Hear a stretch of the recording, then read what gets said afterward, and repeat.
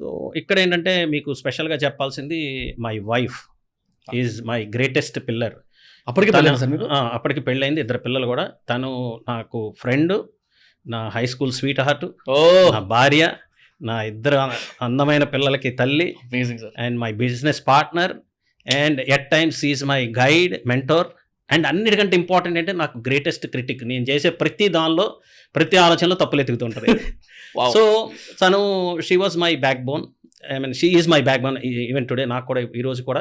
So మేము మాట్లాడుకున్నప్పుడు తను అంది, ఇప్పుడు ఇంత కష్టపడి ఇంత మరి premium time, that's a prime age కదా.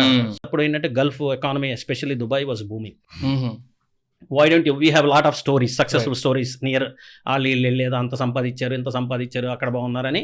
సో ఉండేసరికి why don't we seriously try about it అంటే, మరి నువ్వు పిల్లల్ని పెట్టుకొని నువ్వు ఇంట్లో ఉండగలవా జాగ్రత్తగా ఒక్కదాని అంటే, డోంట్ వరీ, నా గురించి వదిలే, నువ్వు వెళ్ళి సాధించుకొని రా అంది.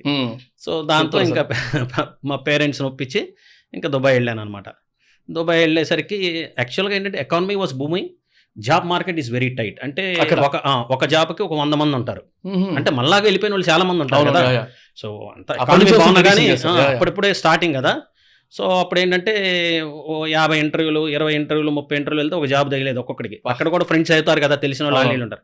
నేను 10, 12 చేశాను. ప్రతి ఇంటర్వ్యూలోనూ సక్సెస్, అందరూ అపాయింట్మెంట్ లెటర్స్. అరే సూపర్. సో అందరూ కూడా అరే అమ్మా నువ్వు సూపర్ రా, అదిరా ఇదిరా, నీకు రాగానే జాబ్ వచ్చేసింది, అది ఇది. ఓకే. సో అక్కడ ఏంటంటే నాకు first time in my life నా ఫ్యామిలీ నేమ్ లేకుండా నా పర్సనల్ నేమ్తో నేను ప్రపంచానికి పరిచయం అయ్యా. That is the greatest experience and I really loved it, ఆ కాన్ఫిడెన్స్.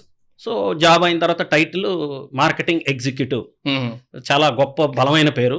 బట్ చేసేయన్ని చెత్త పనులు చేయించేవాళ్ళు, మోయించేవాళ్ళు, అది చేసేవాళ్ళు, ఇది చేసేవాళ్ళు.